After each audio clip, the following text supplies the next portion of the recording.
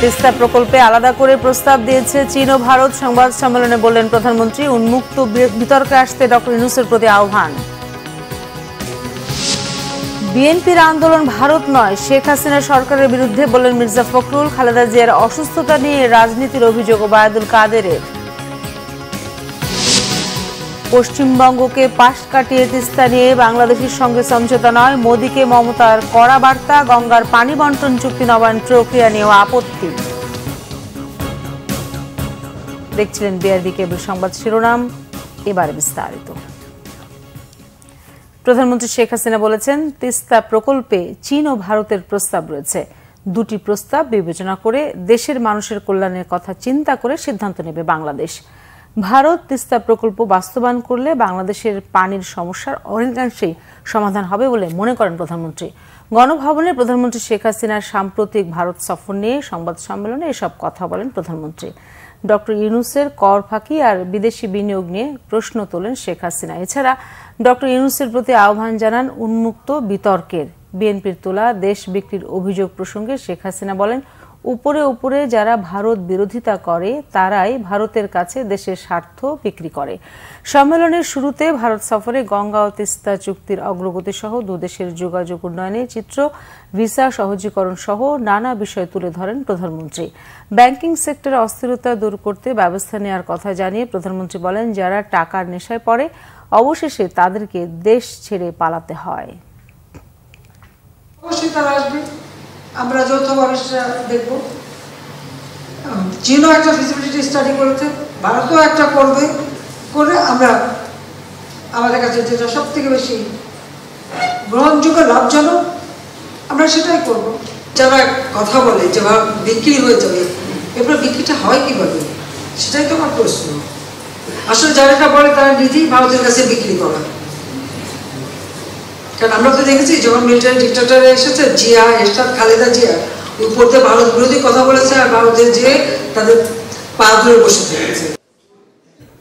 BNP মহাসচিব মির্জা ফখরুল ইসলাম আলমগীর বলেছেন, দেশের স্বার্থ রক্ষা করে ভারতের সাথে কানেক্টিভিটি করতে হবে। তিনি বলেন, এই সরকার বাংলাদেশ বিরোধী সরকার। ভারত সফর নিয়ে করা সংবাদ সম্মেলনে প্রধানমন্ত্রীর বক্তব্যের সমালোচনা করে একথা বলেন বিএনপি মহাসচিব।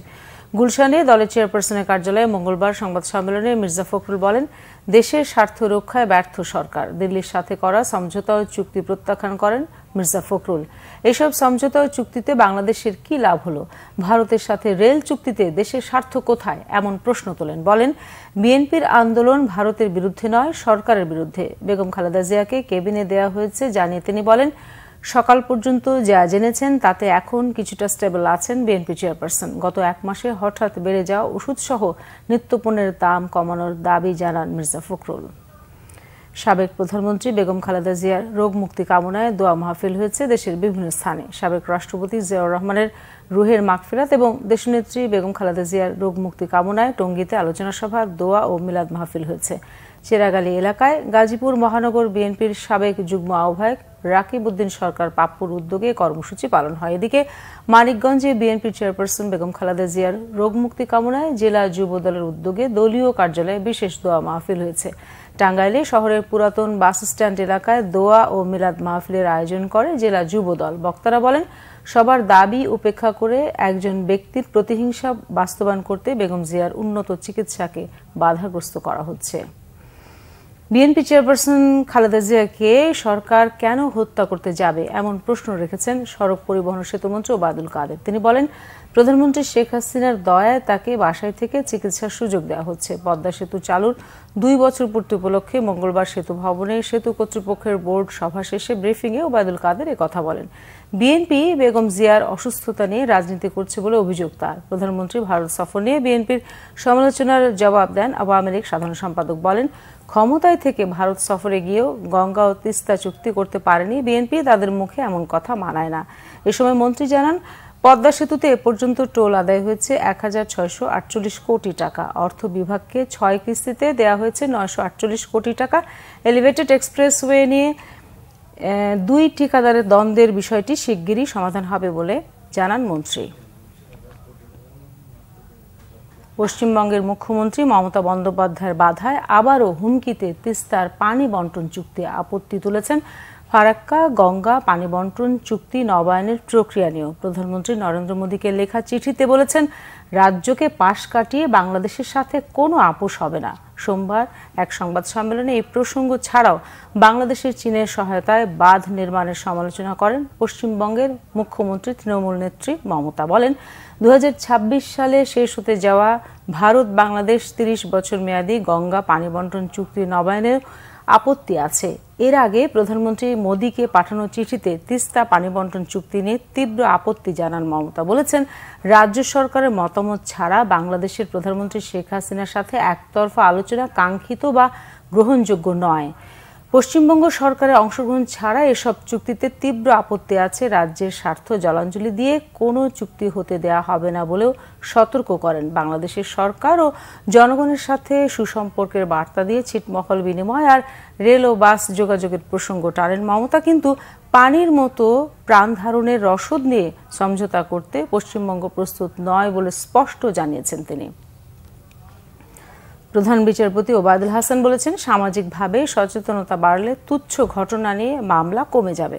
সকালে নাটোর জেলা ও দায়রা জজ আদালত চত্বরে বিচার প্রার্থীদের বিশ্রামাগার ভবন নায়কুঞ্জ উদ্বোধন শেষে তিনি কথা বলেন। প্রধান বিচারপতি আরও বলেন, সারা বছরে নতুন দায়ের করা মামলার 76 থেকে 78% শেষ হয় না। বিচারকরা তাদের সাধ্যমতো চেষ্টা করেন, কিন্তু কেউ অবহেলা করে বসে থাকে না। নায়কুঞ্জের উদ্বোধন শেষে আদালত চত্বরে 2টি গাছের চারা রোপণ করেন তিনি। ওবায়দুল হাসান আরও বলেন, বিচার প্রার্থীদের আধুনিক নাগরিক সুবিধার সম্বলিত নিরাপদ অবস্থান নিশ্চিত করতে প্রত্যেক জেলার আদালত ভবনের সাথে নায়কুঞ্জ নির্মাণের উদ্যোগ নেওয়া হয়েছে।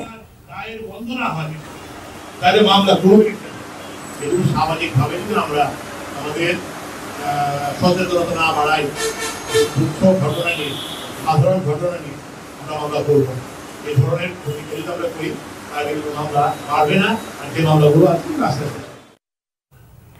টুঙ্গিপাড়ায় জাতির পিতা বঙ্গবন্ধু শেখ মুজিবুর রহমানের সমাধিতে শ্রদ্ধা জানিয়েছেন নবনিযুক্ত সেনাবাহিনী প্রধান জেনারেল ওয়াকারুজ্জামান। মঙ্গলবার দুপুর 1:05 তিনি টুঙ্গিপাড়া পৌঁছে জাতির পিতা বঙ্গবন্ধু শেখ মুজিবুর রহমানের সমাধিসৌধ বেদিতে শ্রদ্ধা জানান। এ সময় সেনাবাহিনীর একটি সুসজ্জিত চৌকস দল গার্ড অব অনার প্রদান করেন। সামরিক কায়দায় জানানো হয় সশস্ত্র সালাম, বেজে ওঠে বিগল। শ্রদ্ধা জানানোর পর বেদির পাশে কিছুক্ষণ নীরবে দাঁড়িয়ে থাকেন সেনাপ্রধান। পরে তিনি পবিত্র ফাতেহা পাঠ করে জাতির পিতা 1975 সালের 15 আগস্ট শাহাদত বরণকারী বঙ্গবন্ধু পরিবারের সদস্য মহান মুক্তিযুদ্ধে আত্মোৎসর্গকারী 30 লাখ শহীদের রুহের মাগফিরাত কামনায় দোয়া ও মোনাজাত করেন। শ্রদ্ধা নিবেদন শেষে সেনাবাহিনী প্রধান জেনারেল ওয়াকারুজ্জামান বঙ্গবন্ধু সমাধিসৌধে রক্ষিত পরিদর্শন বইতে সই করেন। বাংলাদেশ সেনাবাহিনীর মেজর জেনারেল মোহাম্মদ জুবায়ের সালেহিন, 55 পদাতিক ডিভিশনের জিওসি মেজর জেনারেল মোহাম্মদ মাহবুব রশিদ, প্রধানমন্ত্রী শেখ হাসিনার চাচা শেখ কবির হোসেন, মিল্ক ভিটার চেয়ারম্যান শেখ নাদির হোসেন লিপু, সেনাবাহিনী প্রধানের পরিবারের সদস্যরা, প্রিন্ট ও ইলেকট্রনিক মিডিয়ার কর্মীরাও অনেকে উপস্থিত ছিলেন এ সময়। বন্যা ও জলাবদ্ধতায় বারবার আক্রান্ত Sylhet MAG Osmani medical college হাসপাতাল। নষ্ট হয়ে গেছে বিপুল অর্থের সম্পদ। কোটি কোটি টাকার যন্ত্রপাতি রক্ষায় নানা উদ্যোগ নিলেও ক্ষতি এড়ানো যায়নি। ব্যাহত হচ্ছে চিকিৎসা সেবা। এর আগে 2022 সালের বন্যায়ও প্লাবিত হয় হাসপাতালটি। অবস্থা থেকে উত্তরণে স্থায়ী সমাধান চায় কর্তৃপক্ষ। সিলেট থেকে দীপু সিদ্দিকীর তথ্য ছবিতে ডেস্ক রিপোর্ট। সিলেটের একমাত্র সরকারি সর্ববৃহৎ চিকিৎসা কেন্দ্র এমএজি ওসমানী মেডিকেল কলেজ হাসপাতাল। নগরীর কাজলশাহ এলাকায় 5 তলার হাসপাতালটিতে প্রতিদিন চিকিৎসা নেন সিলেট, সুনামগঞ্জ, হবিগঞ্জ ও মৌলভীবাজারের কয়েক হাজার রোগী। সাম্প্রতিক বন্যা ও বৃষ্টিতে জলাবদ্ধতায় হাসপাতাল ও মেডিকেল কলেজের নিচতলায় হাঁটু পানি জমে বিপুল অর্থের সম্পদ নষ্ট হয়েছে। হাসপাতালের ওষুধপত্র, ব্যবহার্য সামগ্রী, রোগীদের আসবাবপত্র সহ আনুষঙ্গিক অনেক কিছুই নষ্ট হয়ে গেছে। MRI, CT scan centre, pathology ও হেমাটোলজি বিভাগ সহ নিচতলার সংশ্লিষ্ট বিভাগের অনেক কিছুরই ব্যাপক ক্ষতি হয়েছে। সব কাজই তো আমাদের অসুবিধা হচ্ছে। পানি থাকলে পানির মধ্যে কাজ করা সম্ভব হচ্ছে না। সব মিলিয়ে যে কোনো কাজ করা, পানির মধ্যে কাজ করা তো কেমন অসুবিধা তারা করে সহায়তা করছে। আমাদের ফ্রিজ কিছু আছে, ফ্রিজ আমরা কাঠের টুল বানানো হয়েছে, এটা উপরে ওঠানো হয়েছে। মানে এবারে আবার একটা ফ্রিজ মধ্যে কাঠের টুলও ডুবে গেছিল একটা লাস্টের দিকে আর কি। পরে ওই ফ্রিজটা আপাতত আমরা বন্ধ রাখছি। 5জন মানুষ মিলে এখান থেকে পানি শেষ করে বালতি ভরে এবারে নিয়ে বাহিরে ফেলাইছি। তারপরে 7টা থেকে শুরু করে 10:30 পর্যন্ত। আমি এদিন নামাজও যাইনি, এই মেশিন বাঁচানোর জন্য। লিফট সব বন্ধ হয়ে গেছিল, লিফটে পানি ঢুকছিল, এখানে স্ক্যান হতে এখন বাচ্চা নাচে উঠে। বানের পানি ঢুকলে যন্ত্রপাতি রক্ষায় বেগ পেতে হয় কর্মকর্তা কর্মচারীদের। শত চেষ্টায়ও রক্ষা করা সম্ভব হয়নি অনেক কিছুই। এবং আমরা চারিদিক দিয়ে আপনি দেখবেন যে ওয়াল করে আমরা একটা ইয়ে করেছি, যত রকমের পানির আউটলেট ছিল সব বন্ধ করেছি যাতে পানি না ঢুকে।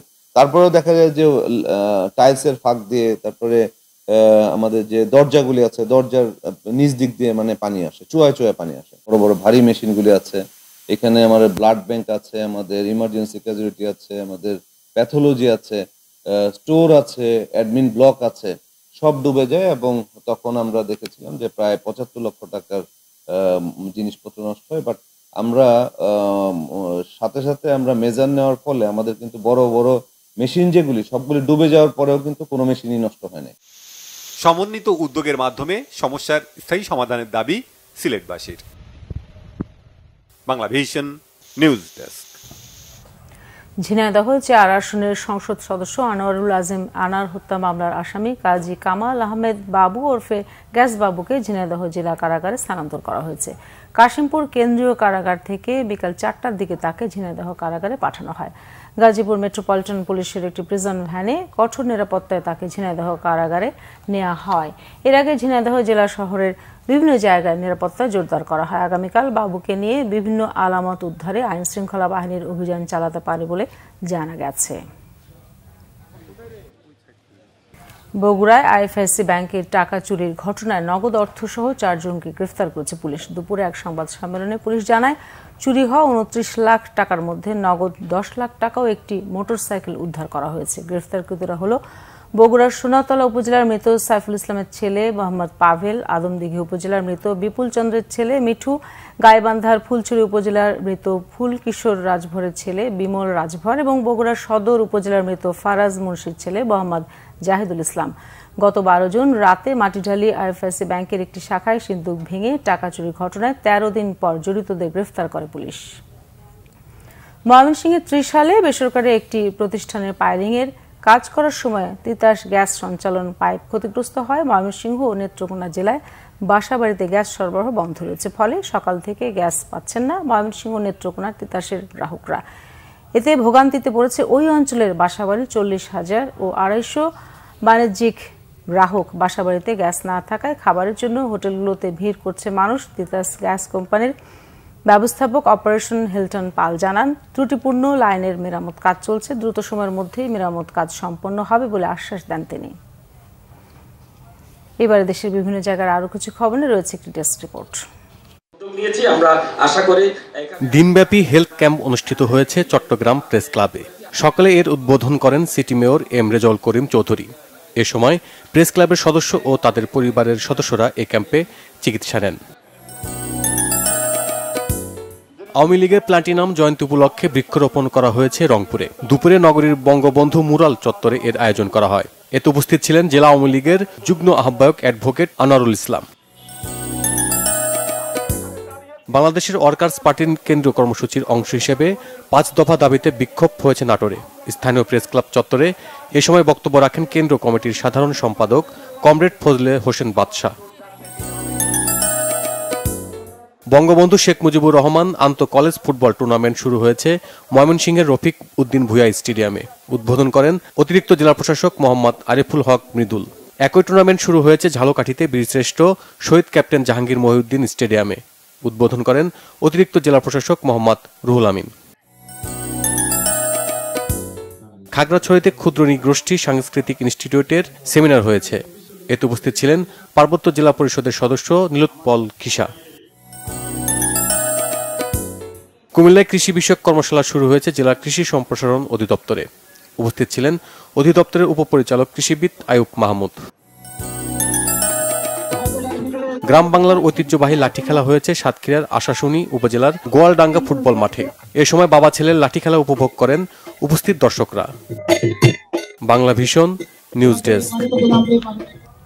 সংবাদ শেষ করব বিআরবি কেবল শিরোনামগুলো আরেকবার জানিয়ে। তিস্তা প্রকল্পে আলাদা করে প্রস্তাব দিয়েছে চীন ও ভারত। সংবাদ সম্মেলনে বললেন প্রধানমন্ত্রী, উন্মুক্ত বিতর্কে আসতে ডক্টর ইউনূসের প্রতি আহ্বান। বিএনপির আন্দোলন ভারত নয়, শেখ হাসিনা সরকারের বিরুদ্ধে, বললেন মির্জা ফখরুল। খালেদা জিয়ার অসুস্থতা নিয়ে রাজনীতির অভিযোগ ওবায়দুল কাদেরের। পশ্চিমবঙ্গকে বাঁশ কাটিয়ে তিস্তা নিয়ে বাংলাদেশের সঙ্গে সমঝোতা নয়, মোদীকে মমতার কড়া বার্তা। গঙ্গার পানি বন্টন চুক্তি নবায়ন প্রক্রিয়া নিয়েও আপত্তি। এই ছিল এখনকার মতো। পরের সংবাদ সন্ধ্যা 7:30টায় দেখার আমন্ত্রণ রইল। এছাড়া বাংলাভিশন সংবাদ ও সংবাদ সংশ্লিষ্ট অনুষ্ঠান দেখতে ভিজিট করুন www.bvnews24.com ও facebook.com/banglavisionnews এবং সাবস্ক্রাইব করুন youtube.com/banglavisionnews। ধন্যবাদ সবাইকে এতক্ষণ সাথে থাকার জন্য।